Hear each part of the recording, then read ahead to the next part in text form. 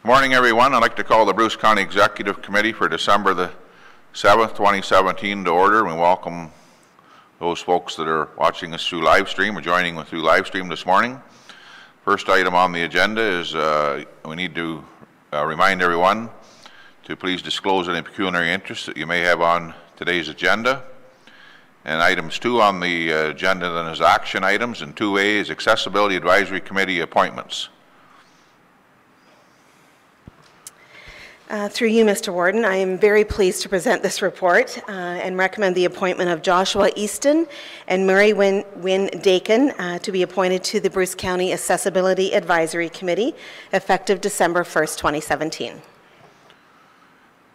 You've heard the recommendation. Is there a mover and a seconder for the recommendation? Moved by Ann, second by David. Is there any discussion on that motion? I think that's excellent, Donna. A lot of work to get worked in to get to that stage. So no other discussion on the recommendation. All those in favor of the recommendation? That's carried. Thank you. So action item 2B is fees and charges bylaw review attached. Thank you, Mr. Warden. A little bit of a different format this year. In previous years, we've had, if there were any changes to our fees and charges bylaw, each department would take their suggested recommendations to committee. This year, we have, the recommendations came to myself and I put them into one report. So the changes to the fees and charges scheduled are outlined in my report and the recommendation as such. So I guess for the record, should we read the recommendation? Sure.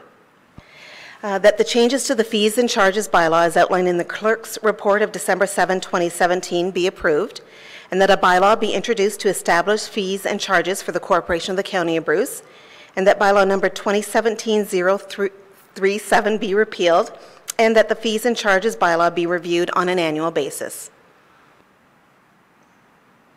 I have a mover and a seconder for that recommendation. Moved by Mitch, second by Ann. Is there any discussion on that motion, on that recommendation? If not, all those in favor of the recommendation? And that's carried. Thank you.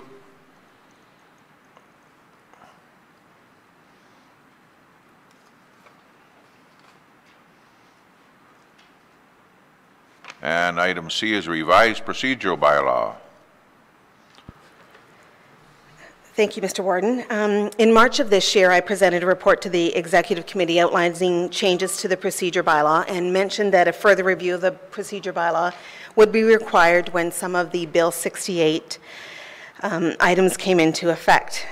So some of them are coming into effect as of January 1st, 2018. I've added a section of definitions to our procedure bylaw, which in the past we have not had. And it also includes the new definition of meeting, which will come into effect as of January 1st, 2018. In addition to that, closed meetings, there are some additional reasons that municipalities will be able to go into a closed meeting. So those have also been included in our procedure bylaw. We have also made changes to the standing committees and the duties because of the name changes to Social Services and Housing and to the Highways Committee. So those have been incorporated. And the last change was to the delegation section. We've increased the notice that must be provided to the clerk should someone wish to be a delegation. It was 5 days. We have increased it to 7. Also of note in the report is electronic participation in meetings and recommending at this time that we not include that as an option in our procedure bylaw, but we will look into investigating that option in 2019. My recommendation is that changes to the procedure bylaw as outlined in the clerk's report dated December 7th, 2017 be approved, and that our bylaw introduced to govern the proceedings of the council and committees of the Corporation of the County of Bruce, and that bylaw number 2017-024 be repealed. You've heard the recommendation. Moved by Mike, second by Rob, to approve that recommendation. Any discussion on that motion? All those in favor of the motion? And that's carried.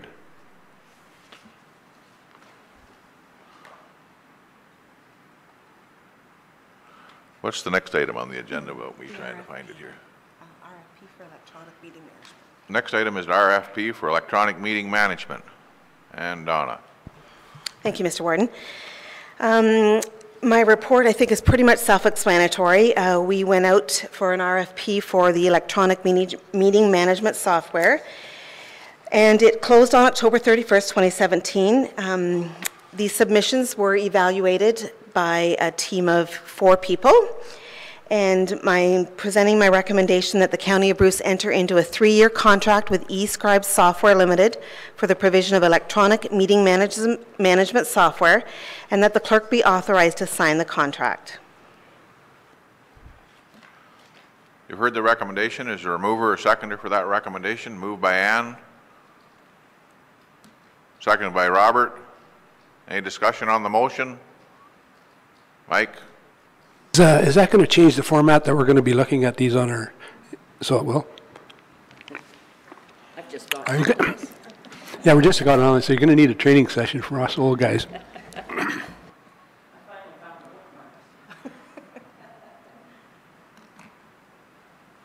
Any other discussion on the motion? All those in favor of the motion? And that's carried.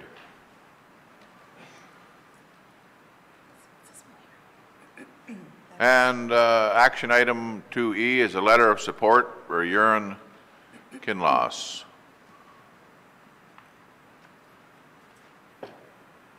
And Donna, if you want to walk us through the highlights and the recommendation? Perhaps Kelly will, because I'm not familiar with that, I'm sorry. I'm sorry, boss. Kelly, you can.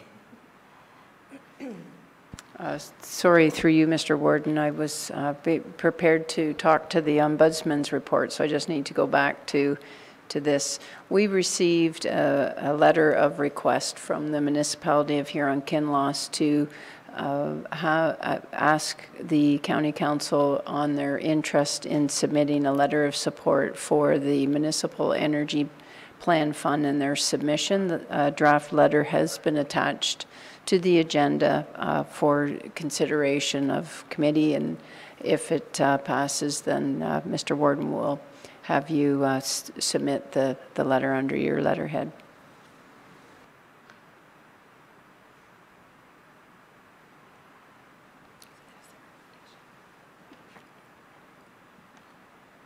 So the recommendation, you want to read the recommendation, please? That the request for a letter of support for the Township of Huron-Kinloss's funding applications to the Ministry of Energy, Municipal Energy Plan Program, and the Ministry of Environment and Climate Change, Municipalities for Climate Innovation Program Fund be approved. You've heard the motion, the recommendation, moved by Mitch, seconded by David. Any discussion on the motion? All those in favor of the motion? And that's carried.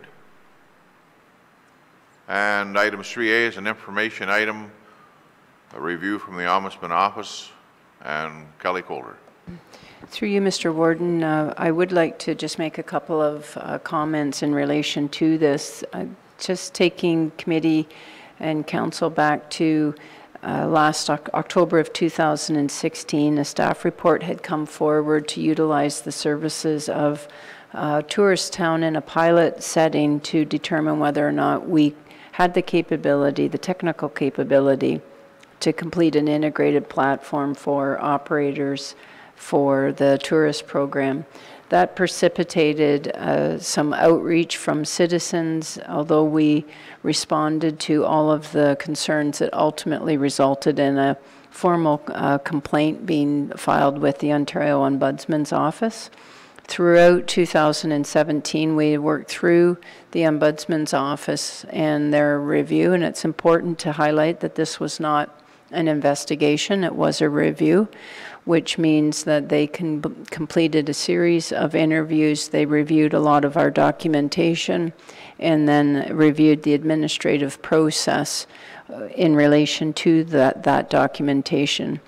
On November 23rd, former Warden Tulin and myself participated in a final telecon with the representatives from the Ombudsman's Office, and from that there were a series of recommendations that have been put forward and are before you for consideration in terms of staff action. Ultimately, it is important to articulate that the Ombudsman's Office did not find staff fault or any violation of the procurement bylaw. In fact, that staff followed the correct process and committee members properly waived the procurement bylaw. They did, however, offer a series of recommendations for improvement that would ensure that we do not, as an organization, find ourselves in this place on a go-forward basis.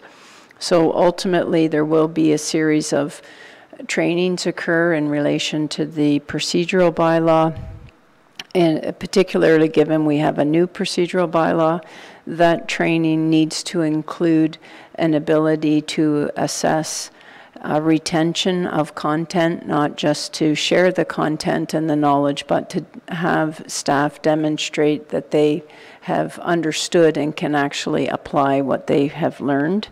The other major recommendation was in relation to, they reviewed our code of conduct for staff and have found that it is dated and it recommended that although it's in the queue to be updated, that it be accelerated.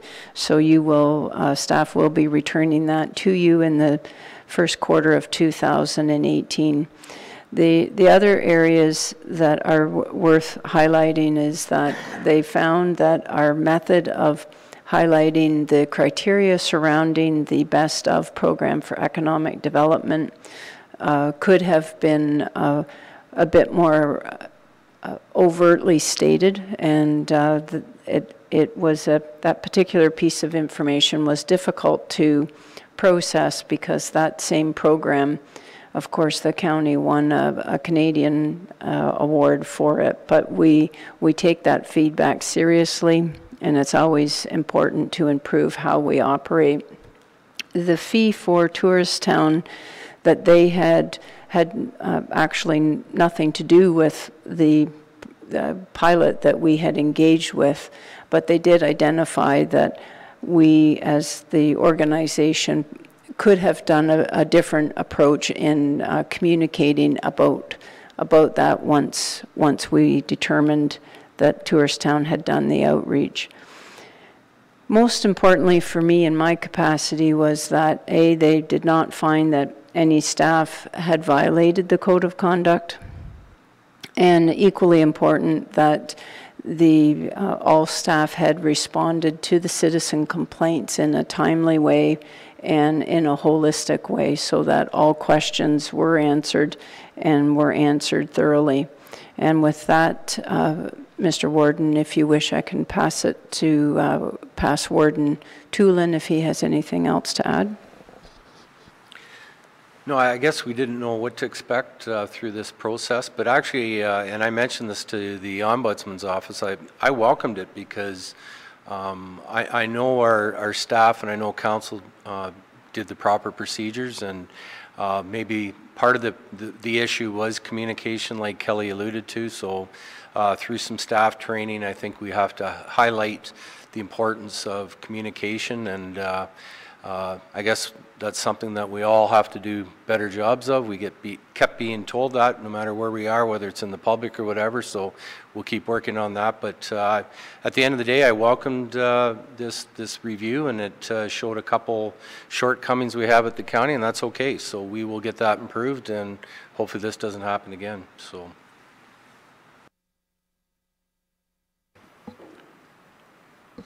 Thank you, Kelly and Mitch, for that explanation. I read that yesterday on here, and like you say, the review's behind us, and the few improvements we can make. I always have room for improvement no matter what we're involved in, and so thank you for that. Does anyone wish to have any questions or comments of that information item at this time? Hearing none, we'll thank you again for that report, and we'll move on to next meeting is January the 4th, 2018. And if there's nothing further at this time, we'll entertain a motion for adjournment. Moved by Ann, second by Robert. All those in favor of the motion? We're adjourned. Thank you.